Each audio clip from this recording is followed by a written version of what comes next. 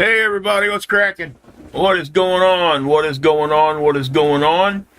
Hope everybody's having a good weekend. Yeah, so we've had some stuff go on.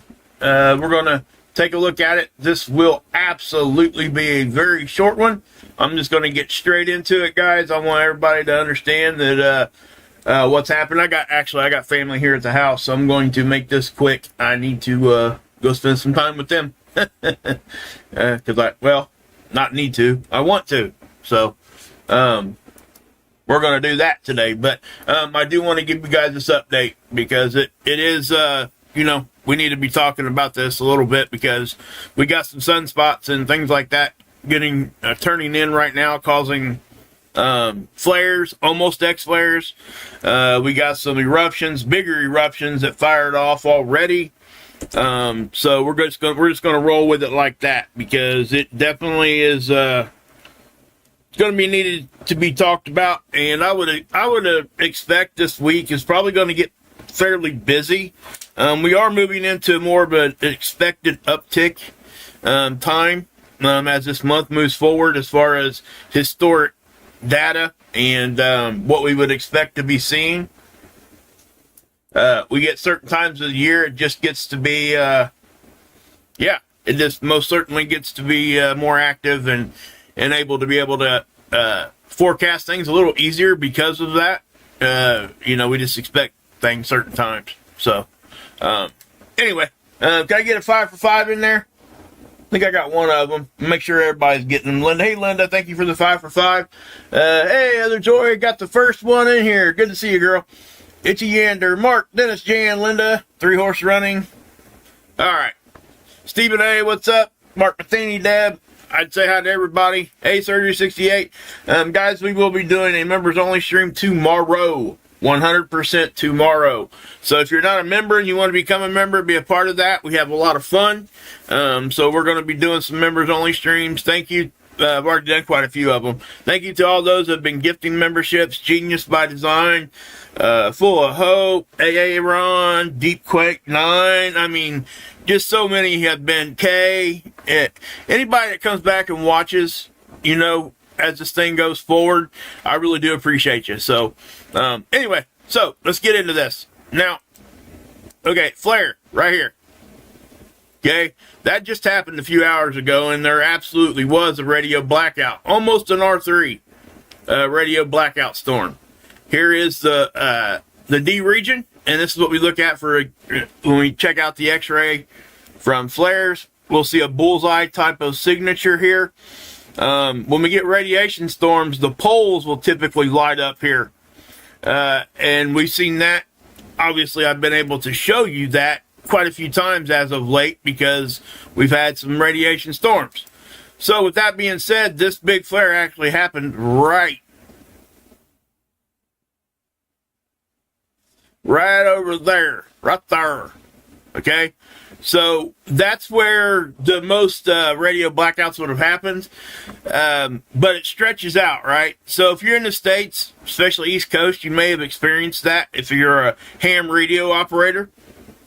But, maybe not. I don't know. I just don't know anymore. But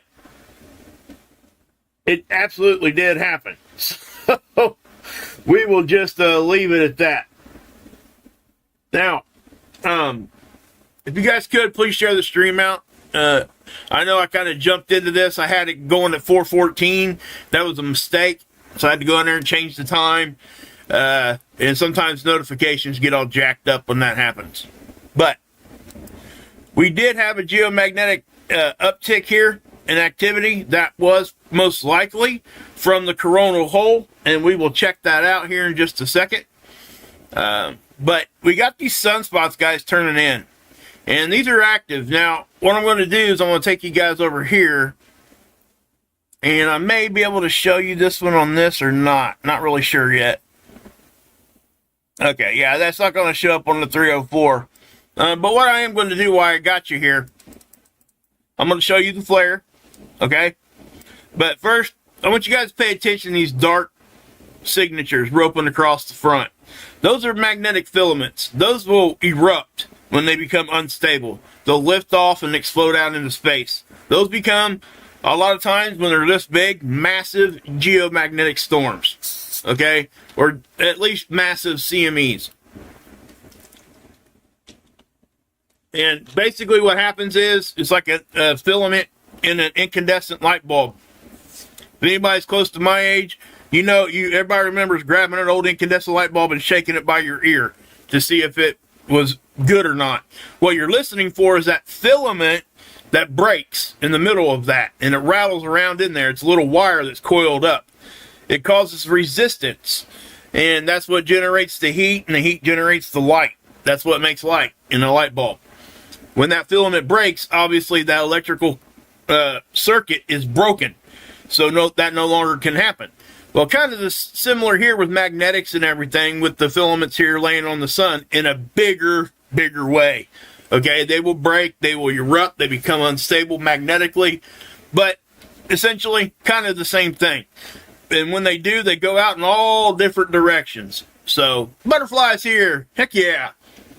Stephen A., Piper Lynn. Okay, guys, give me if you could, give me a roll call in there. That'd be awesome. I'd like to see where you guys are all from, just regional. That's always good to see that, and let everybody else in the chat know too. Okay, so let's, what I want to do,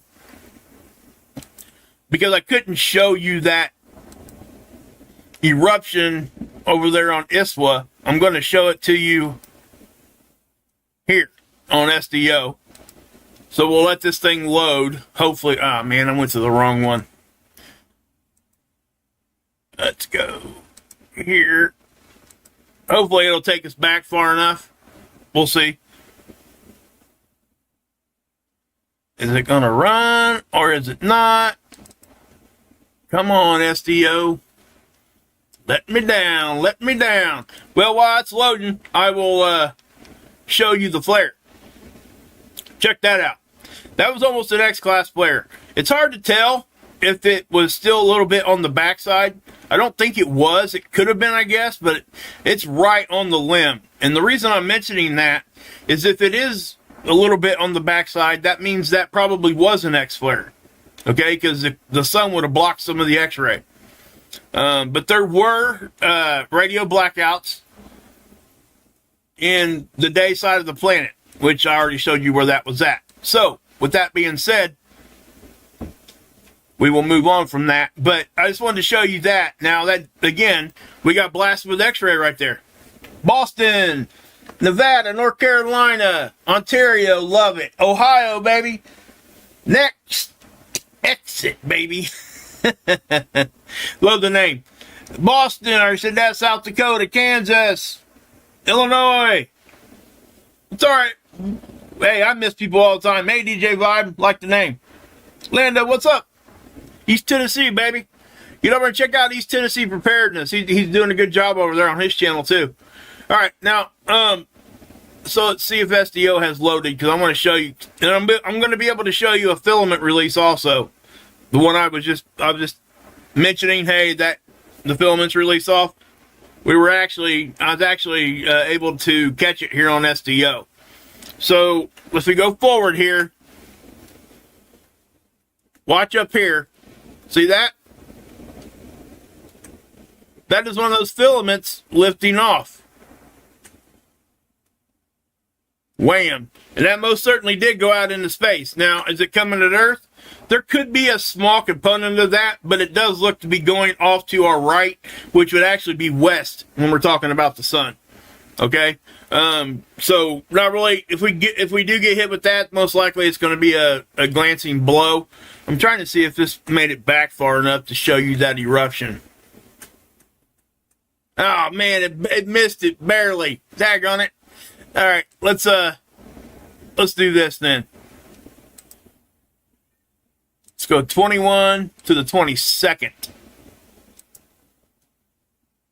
I'm going to show you guys that. It was a very, very visually, frankly stunning visual that we got from that eruption. But while that's doing that, let's go ahead and check out Soho. That's the satellite right there. Here's Earth. It always sits out in front of us. It's from our perspective. So if we look at the eruptions today, guys, we're seeing a little bit of a halo. And I'm not really sure if it's from that filament. It definitely could have been. And I'll show you in a minute. But this one here, the one off here to the left, was right at the end of the day. So what I'm going to do, because we'll miss data, I won't be able to show you the whole thing unless I take you all the way back here. Okay? So that will be the beginning of it. It actually started on the 21st. Okay? And it's not even going to give us anything there anyway. Okay, let's go back to here. Alright, there's the start of it. Right there. Okay? Now everybody, when we see these big eruptions, this one's a fast mover, by the way. Within an hour, it moved from here to almost off the screen. And that means it's moving fast. So, that's what I'll say. But that's a big one. Now, that went off to our left, which is east. And it's on the backside. That's not coming at us. Okay? So I want to make sure that's perfectly clear. I don't want anybody to get misunderstood here. But I'm also going to show you something else. I showed you guys that filament, which I think it could be hitting us, giving us a glancing blow for this reason. You see this? That's a partial halo. And that ain't on the back side. That's on the front side. So that could be that filament eruption. The times kind of match up. So I do think that we do have a chance of that filament kind of maybe giving us a glancing blow. Is it going to be a big deal? Probably not. Okay? I just wanted to show it to you. Alright, so here's this other eruption on SDO. Now, let me grab this, take it back. And it's right here. I may have already shown this one to you. I can't remember. I don't think I did. See that? Look at that. Now, it's on the backside, so remember that, okay? That's a lot of plasma, guys. It's pretty explosive. It really is. So, we're just going to leave it at that. Now, we got eruptions that can happen anywhere. Now, we got it from this sunspot and this up here. These are now turning in to look at us, okay? And what do I mean by that? See how big these areas are? Now, what's different, the bigger areas over here that we were kind of concerned with never became unstable. These over here are swirling around. At least they seem to be. So that makes them unstable. We'll get magnetic reconnections when that happens. When the magnetic reconnections happen, we get flares. So when you see reds and blues mixing on this magnetogram, the colorized version of it, you'll start to see flaring. Also, these here, we can't ignore. Just because they're small in size, doesn't mean they're small in power. Okay? The sun can do what it wants, when it wants, how it wants to do it. And I've said that 1,000 times. So, but I just wanted to point that out. Now, let's go down here. Here is where that coronal hole stream hit, I think. And the reason why I'm saying that, our BZ did go, our BZ is -6. That's the threshold we look for. That's the magnetic positioning, basically. I'm not going to go into great detail of what that is right now. But we look for -6 or more. This got down to like -9, -10. Basically, it puts our magnetic field in a position that will accept a lot of space weather, which will increase the power of anything that hits us, okay? And vice versa. If it goes to positive, it actually kind of helps deflect things. So, I'll just say that. Now, is this a big deal? No, we didn't even get into geomagnetic storming. This right here is one of the reasons why we either get a geomagnetic storm or not. That's one of the biggest reasons, okay? But that's just is what it is. This is the oh my gosh. Man, I can't talk today. Magnetosphere.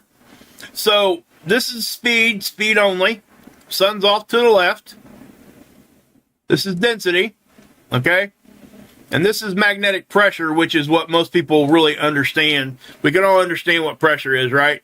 But this is just showing us speed, so you'll see little waves come in and out, and nothing big is happening, okay? And that's why I'm showing it to you. because I don't want anybody to be like, oh God, what's going on? Now this is density. This is just how dense it is in that area. This is our bow shock. That's the first point of contact from space weather to our magnetic field. All right. You can see things are just kind of stable right now, guys. We don't have a whole lot going on. Magnetic pressure, same thing. When we get big storms, we see this red color pop up. I mean, like, big time. If you guys remember the G5 storm about a month and a half ago, you guys remember what that looked like, right? But you can kind of see our magnetic field getting compressed. You see how we got kind of a vertical oval here?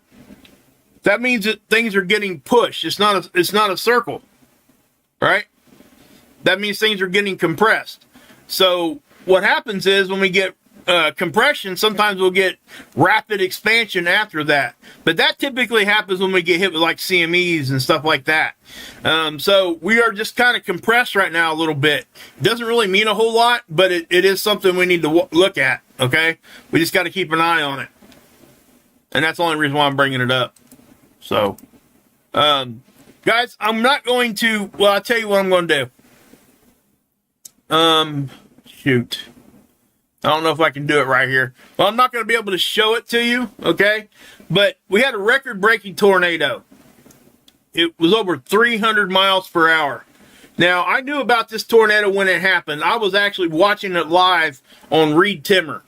Reed Timmer is probably the most known tornado chaser, storm chaser, whatever you want to say, because he chases all kinds of storms, hurricanes, floods, hail, gorilla hail, hail like bigger than my head.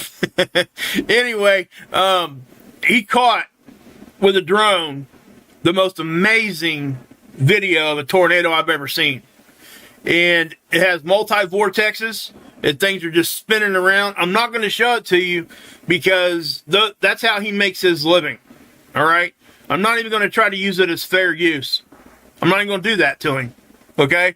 It's one of the most amazing. All you got to do is type in Reed Timmer record-breaking tornado, and you'll find it. It's everywhere right now. And again, I was talking about this when it actually happened, but I'm not going to show it to you because I want you guys to go look on his page, okay? Or wherever it's at. I'm just not even going to try it. And a lot of times, even when you do use it in fair use, sometimes it'll get hit, and I'm not going to mess with that. It's just not. But more so because it's just a respect thing. So I want you guys to understand that.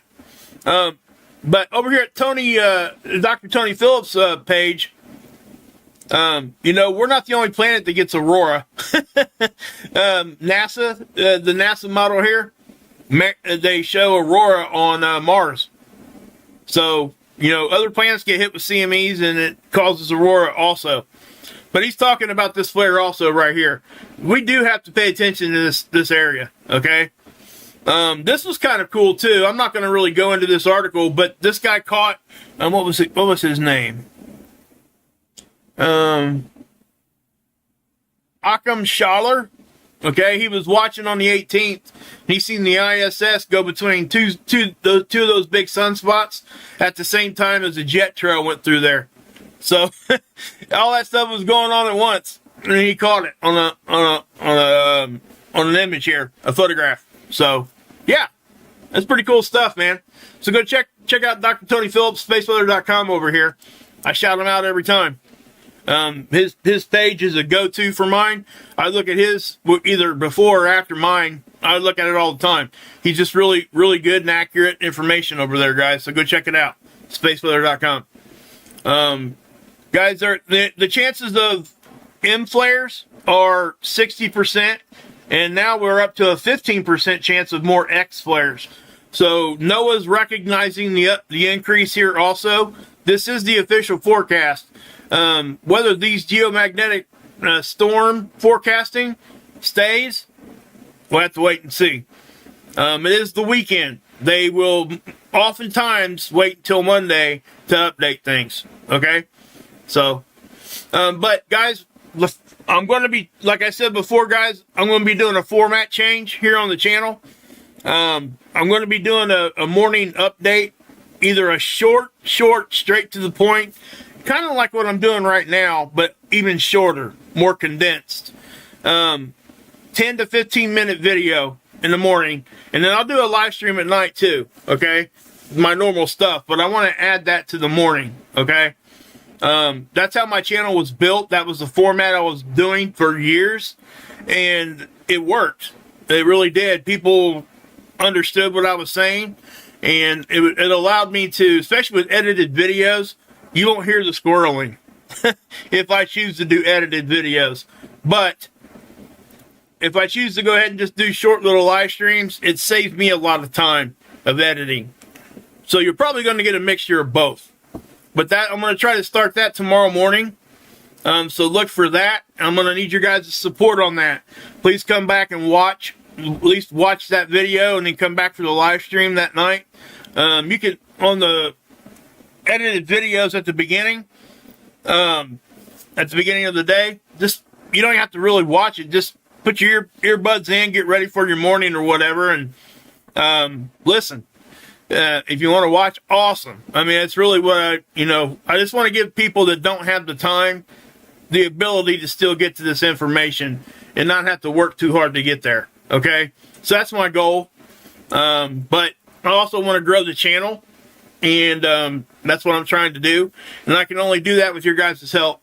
And I've been getting tons of help as far as sharing out, liking, and all that kind of stuff. All the gifted memberships, all that stuff helps. It allows me to get things that I need to make the production here a lot better. So thank you guys for all of that. My family says thank you. My wife especially. You guys are making a big difference in our lives. Huge difference at a time where we needed it. So, and it's great. So thank you. I just want to say that. So, we will be doing a members only stream tomorrow, most likely. I will schedule that, and it may be a little early, okay? So remember that. I'm not sure if I'm going to go before or after my live stream. So we'll just do it that way, guys. But I am going to go ahead and pop off, go spend some time with my family. But I wanted to get this in for you guys. So God bless. Yahusha saves, and yeah, you can drink this Kool-Aid.